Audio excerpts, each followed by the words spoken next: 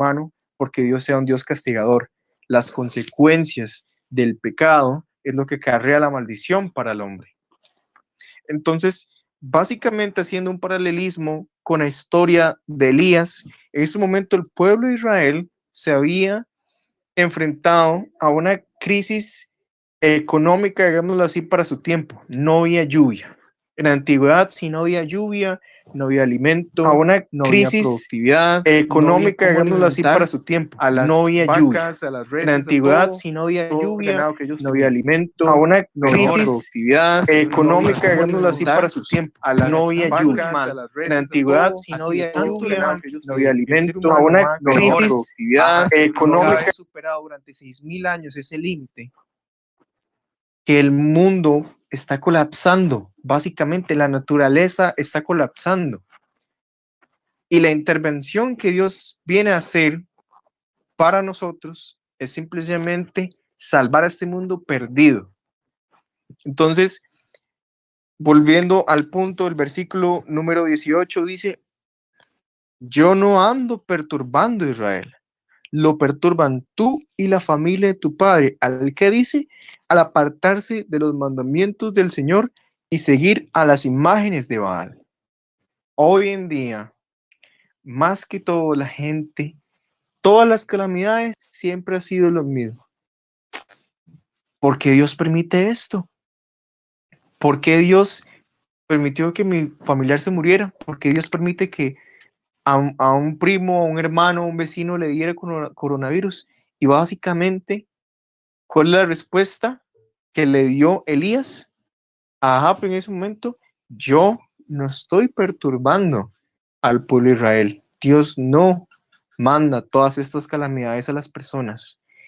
Esas calamidades suceden simple y sencillamente ¿por qué?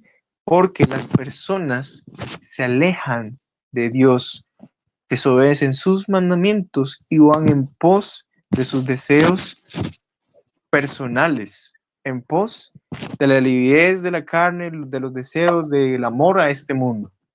Por eso es que suceden las cosas.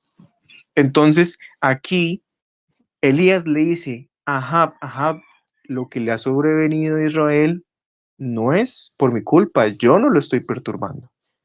Su liderazgo, la forma en la que usted introdujo a los Baales, al pueblo de Israel, le está pasando factura. Y entonces ese es un punto que nos queda a nosotros. ¿Será que acaso nosotros hemos permitido y hemos dejado de adorar a Dios cumpliendo sus mandamientos? ¿Nos hemos enfriado en esta pandemia? Porque bien es cierto, nosotros no hemos estado yendo a la iglesia, pero la espiritualidad de cada quien es individual. Y esta pandemia se ha reafirmado que la espiritualidad de cada uno de nosotros, si dependía de estar yendo todos los sábados a la iglesia, de sentarnos en una silla, en una banca, estábamos mal. Y yo creo que todos hemos escuchado o escuchamos antes de que todas estas cosas sobrevinieran, la espiritualidad, oremos, leamos la Biblia, prediquemos, las escuelas sabáticas dirigidas a eso, espiritualidad individual. Si cada uno de los miembros de la iglesia no está bien con Cristo, la iglesia no camina. Y lo mismo se decía una y otra vez, una y otra vez, una y otra vez. Y ahora el tiempo viene a reafirmar lo que ya una vez se escribió en las escrituras. Cada quien va a dar cuenta por su propia cabeza. Y un cuerpo no puede seguir si el pie no funciona, si la mano no funciona. Entonces, el llamado a nosotros hoy en día es con esto, ¿qué estamos haciendo nosotros para mantener, recuperar o quedarnos activos? Manos, que esta pandemia, que esta distanciamiento social, que estas restricciones no dan que el triunfo en nuestras vidas y que las calamidades que son para el mundo por su quejarse de Dios directamente, no llega a otros por dejar guardar los mandamientos y por ver imágenes a más dinero a orar, más al trabajo a orar, más a la tecnología, a los celulares a Dios. Vamos a continuar. Creo que leamos, vamos a ver. Ok. Pero es 19:11.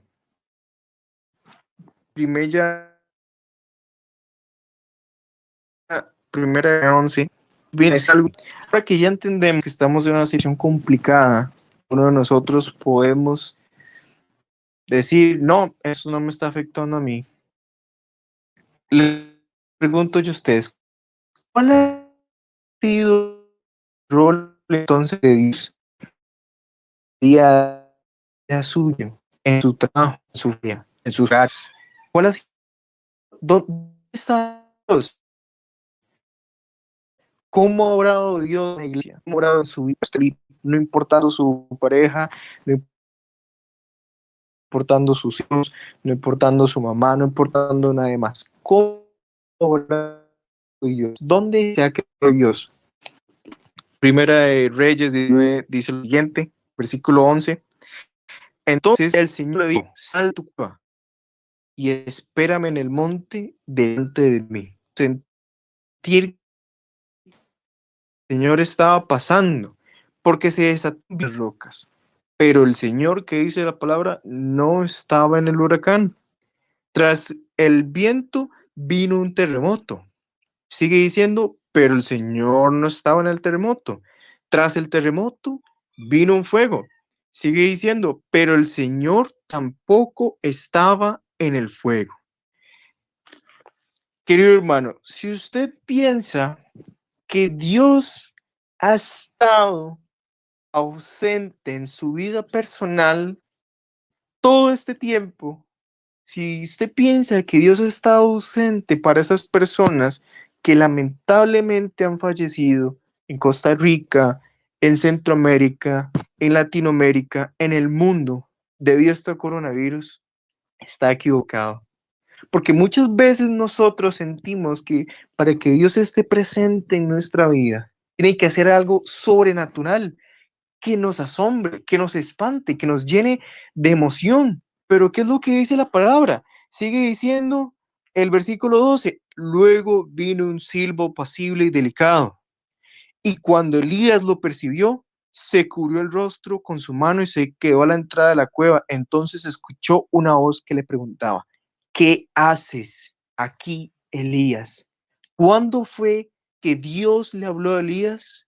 No con los vientos, no con el terremoto, no con el fuego, con un silbo apacible, en el silencio, en la tranquilidad, en la oración. Ahí es cuando Dios se manifiesta. A diferencia de las resto de las religiones que creen que hablar en lenguas, que creen que danzar, que saltar, que llorar, porque sentir a Dios, el Espíritu Santo en mi vida es una emoción, están erróneos, porque atrás, atrás dice el versículo, volvámonos a Primera de Reyes 18, versículo 36. Aquí en la palabra de Dios dice que cuando Dios se manifiesta, sucede bajo estas reglas. Dice, cuando llegó el momento de ofrecer el sacrificio, Elías se acercó al altar y dijo, Señor, Dios de Abraham, de Isaac y de Israel, demuestra hoy que tú eres el Dios de Israel y que yo soy tu siervo y que solamente hago lo que tú me has ordenado. ¿Y qué es lo que dice? Sigue diciendo el 37.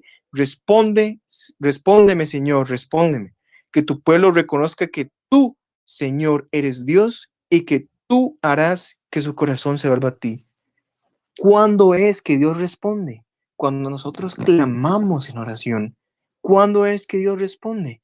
No bajo circunstancias excepcionales, en oración, en la lectura de la palabra, hablando de Dios, de esta esperanza bendita que tenemos nosotros. Ahí es donde dice el versículo 38, en ese momento cayó fuego de parte del Señor y consumió el toro que allí se ofrecía, la leña, las piedras y hasta el polvo, y aún secó el agua que inundaba la zanja. Es cierto, cuando Dios responde, responde poderosamente, pero no responde para maravillar a nadie, responde para glorificar y reivindicar su nombre a través de la vida de aquellos que obedecen. A diferencia de esas personas que todavía esperan que con saltos, que con palabrerías, que con música, que con emociones, sentir a Dios impactando sus vidas. Dios sigue manteniendo las promesas. Él sigue respondiendo. Y el mensaje central es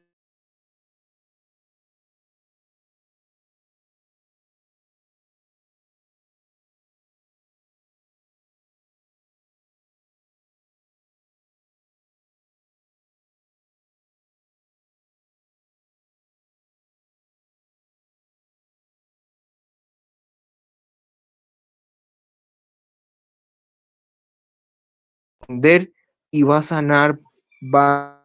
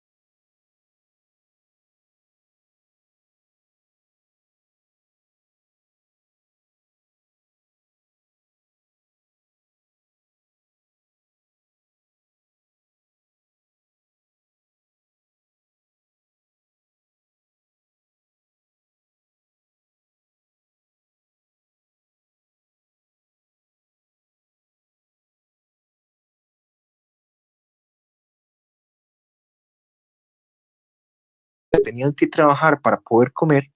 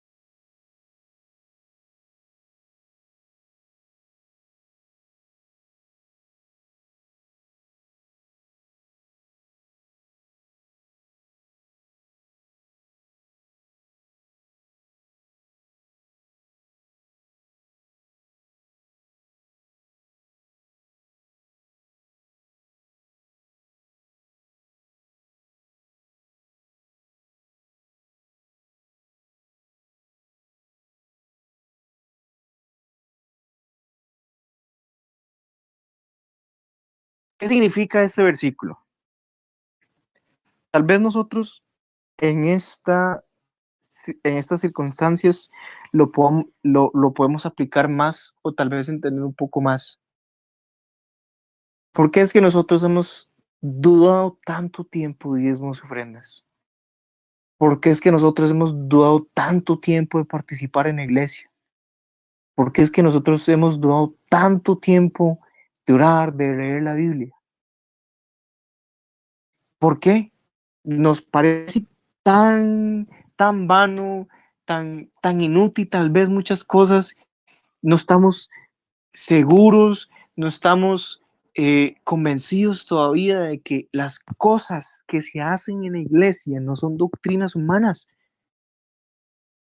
Nos hace falta buscar, indagar, informarnos por medio de la palabra, que los diezmos y ofrendas es una manera de decir, Dios mío, yo confío en su palabra, yo esto lo acepto como Dios creador.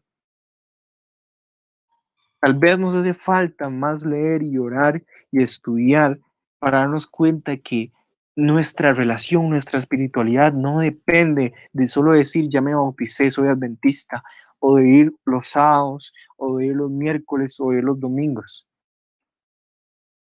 Nos hace falta vivir esa experiencia para que nosotros no hagamos preguntas. Y está bien, somos seres humanos, tenemos miedo, pero ¿qué es lo que dice Dios? Tiene una promesa. A la mujer viuda le dijo, Elías le dijo, déme de comer, pero, pero, si me da de comer, no va a escasear la harina ni el aceite. ¿Será que nosotros nos ha costado tanto entender eso mismo? Es que no tengo dinero para dar el diezmo y ofrenda, lo doy el mes siguiente. Pero Dios dice en su palabra, hay una promesa para eso. Traigan los diezmos y las ofrendas al alfolí y haré que sobreabunde bendiciones para ustedes. Ahora bien, cabe resaltar cuáles son esas bendiciones. Como dije antes, los versículos en donde Dios demostró su poder, su mano poderosa, no fue con el fuego, el terremoto ni el huracán, fue en el silbo apacible y con los sacerdotes de Baal y de Acera en el monte Carmelo, fue reivindicando su nombre por medio de una señal, por medio de un hombre que oró y Dios cumplió. Ahora la promesa para Dios de nosotros hoy es, al igual que la mujer viuda,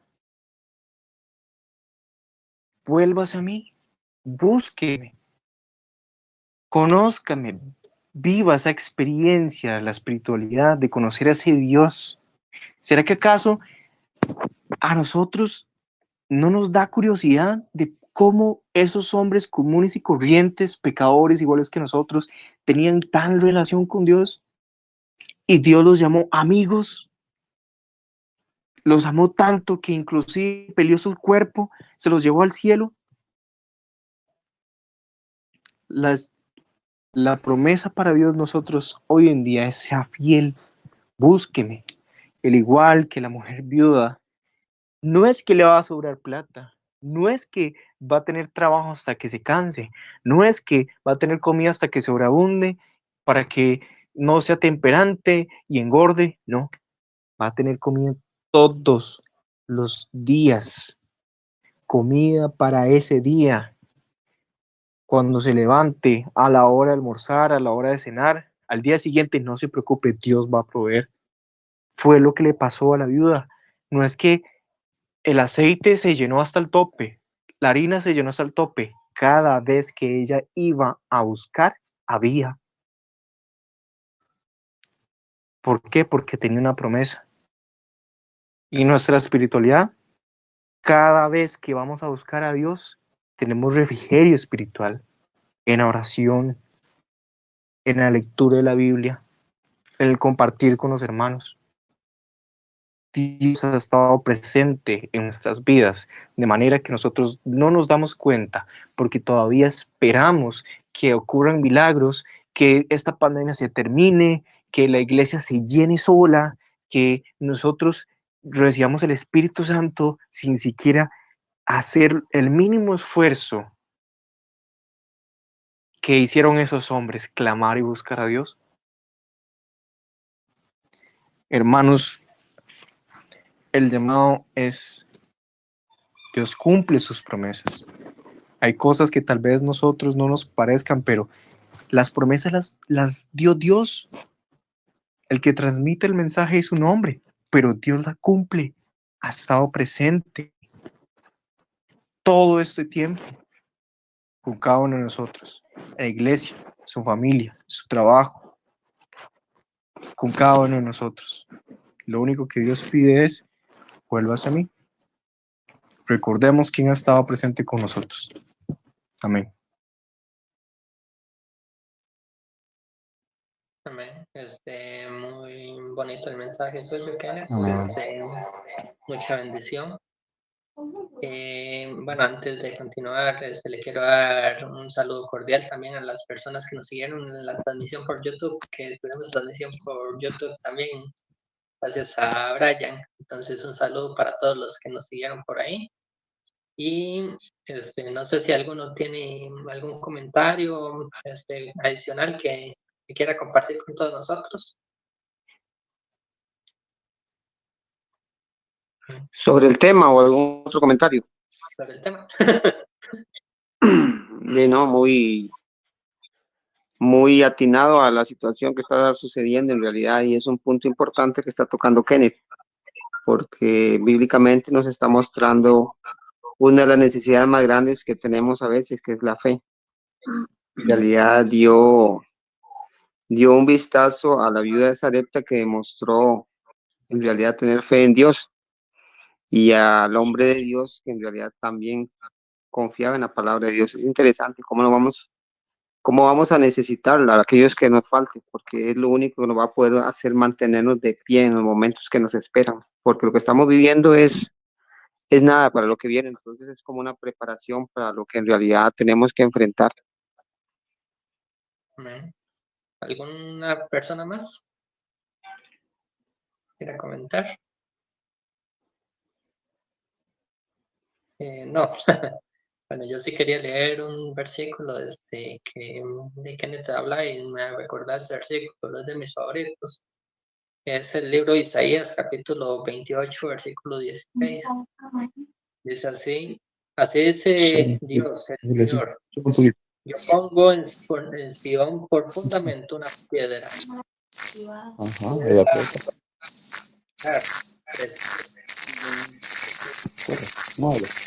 que crea, Mire.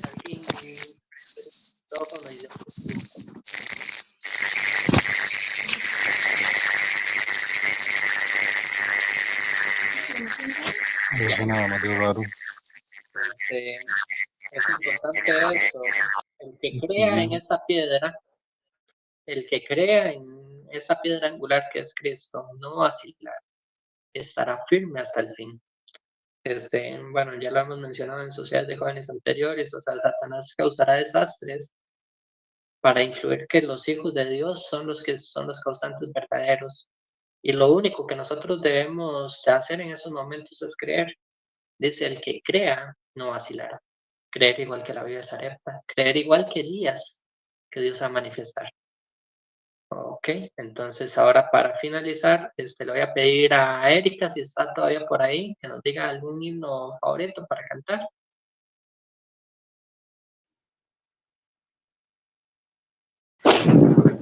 ¿Cómo está, Dani? ¿Sí? Bien, gracias. El himno que me fascina es el himno favorito de Fabiola. Fabi, recuérdenme. Ahí está Fabi. Creo que no. Oh, Brian, recuérdenme. ¿O cómo se llama? ¿Cómo empieza?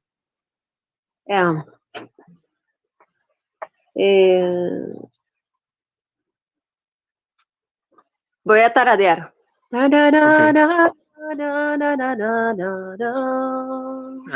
Oh, 236. Ajá. Bueno. Listo. A Jesús entrega todo. Has corrido tras un arco iris, creo, algo así. Ajá, a Jesús entrega todo eso. Ajá, correcto. 236.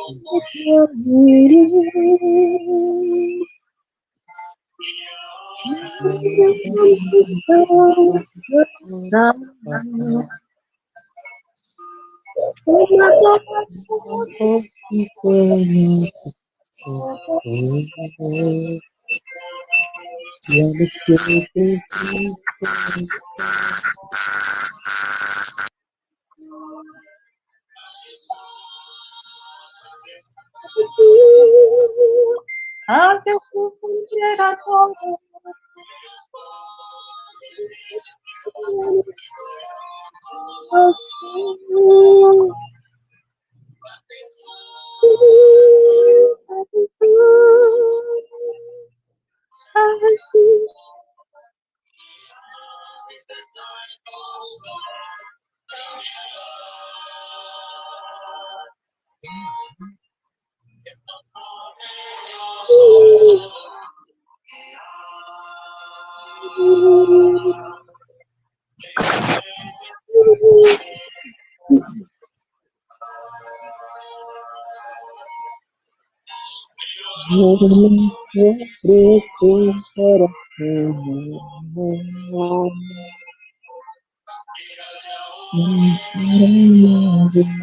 El dolor.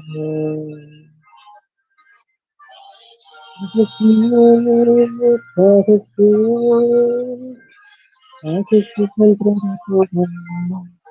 Sueños que herirán del corazón. A Jesús, a Jesús entrega todo. A Jesús en gozo cambiará.